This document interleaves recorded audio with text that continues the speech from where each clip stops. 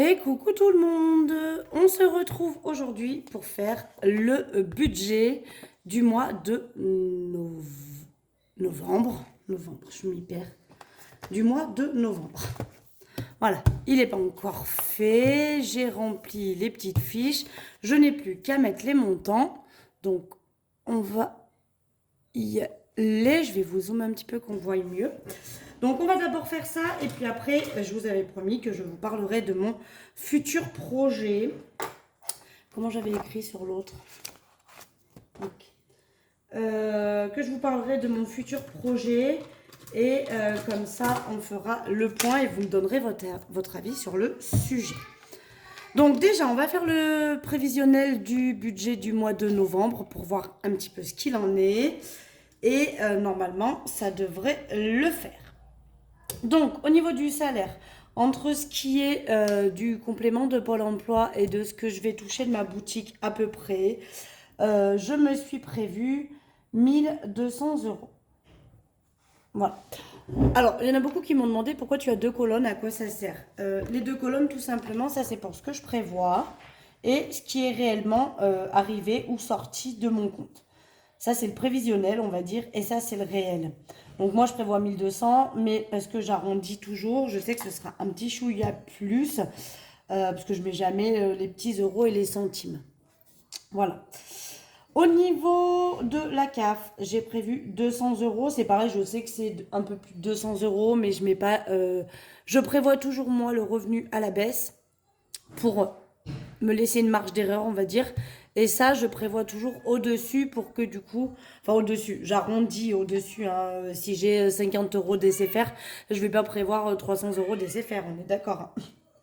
Si c'est 54, par exemple, je vais prévoir 60, comme ça, je sais que j'ai une petite marge de quelques euros qui pourra me servir pour le reste.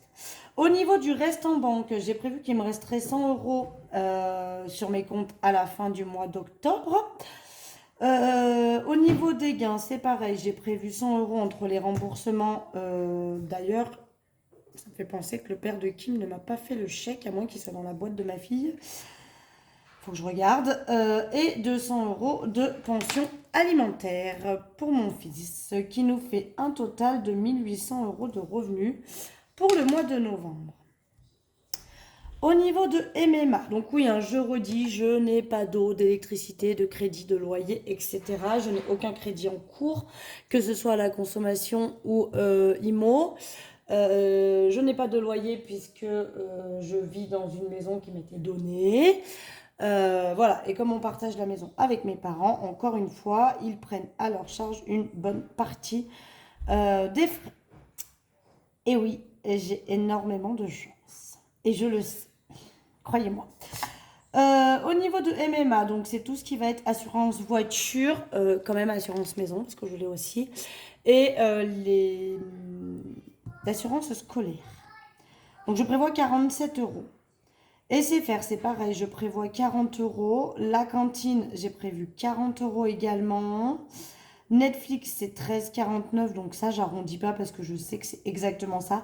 Là, ça fait plusieurs fois qu'MMA et SFR, j'ai pas les mêmes montants, donc je préfère mettre un petit peu au-dessus. Par exemple, vous voyez, j'ai mis 47 parce que le mois dernier, j'ai payé 46,10.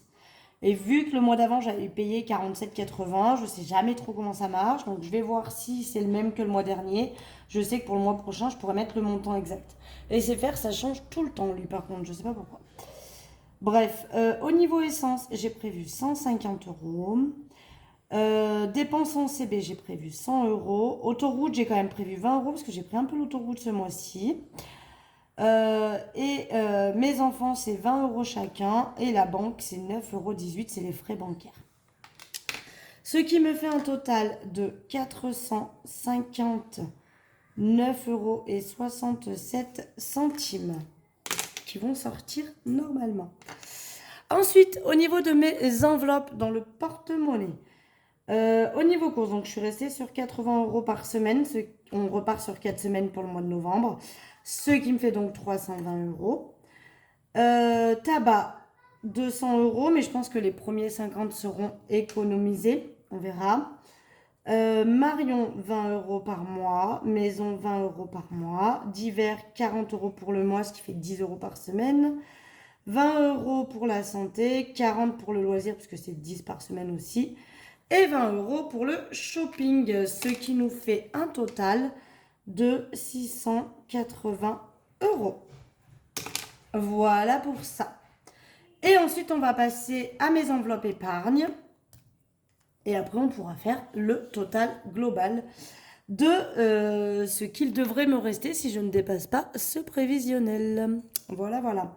Donc, au niveau des vacances, j'ai prévu de mettre 40 €. Noël, je ne mets rien puisque franchement, j'ai largement assez et ça va me permettre de remplir d'autres enveloppes. Je mets 20 € pour l'école, 30 € pour Marion. Ma fille, son enveloppe est finie jusqu'au mois de juin l'année prochaine, donc on est bien. Mon fils, je rattaque, je lui mets 20 €. Pour les parents, l'enveloppe est finie jusqu'au mois d'avril, on est bien aussi. Pour les anniversaires, je vais rajouter 10 €. Là, j'ai plus d'anniversaire avant le mois de janvier, donc je suis tranquille. Pour le shopping, je mets 30 €. Pour beauté, je mets 30 €. Pour chauffage, j'ai prévu 40 €. Secours, 20 €. Santé, 20 €. Voiture, 20 €.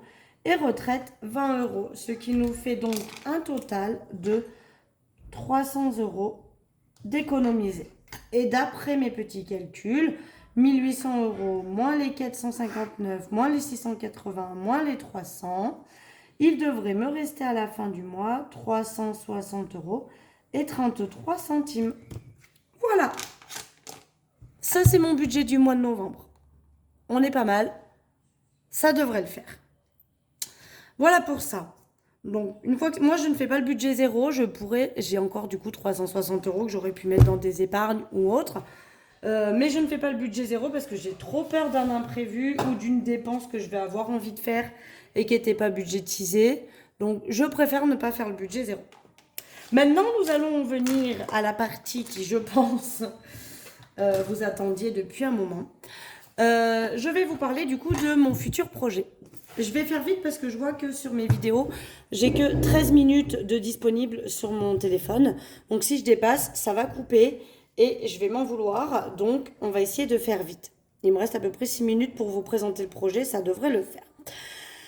Je voulais vous proposer des choses comme ceci. Voilà. Ce sont des enveloppes déjà toutes faites. J'ai envie de vous les proposer en rose, en blanche et en noir. Voilà.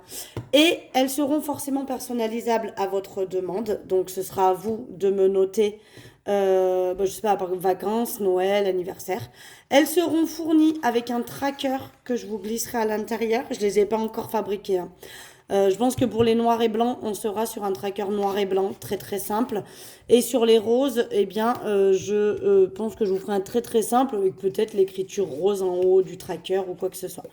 Mais voilà, j'avais envie de vous proposer du très très simple et surtout du déjà fait, dans le sens où je gagne énormément de temps à juste vous coller un sticker dessus et pas à plastifier les enveloppes. Là, je vais clairement vous dire que je vais être un petit peu en retard parce que là, avec les vacances scolaires, j'ai fait de mon mieux la semaine dernière, mais du coup, comme il y a toujours des commandes qui rentrent, eh bien, voilà, cette semaine, je sais que je ne vais pas pouvoir faire grand-chose avec les enfants. Mais voilà, c'était mon idée de vous proposer quelque chose comme ça. Donc, je vais y réfléchir, mais je pense vous proposer les noirs avec une écriture blanche. Peut-être 2 styles d'écriture différents. Les blanches avec probablement une écriture noire. Et j'avais envie de vous proposer aussi, pourquoi pas, peut-être du doré ou de l'argenté.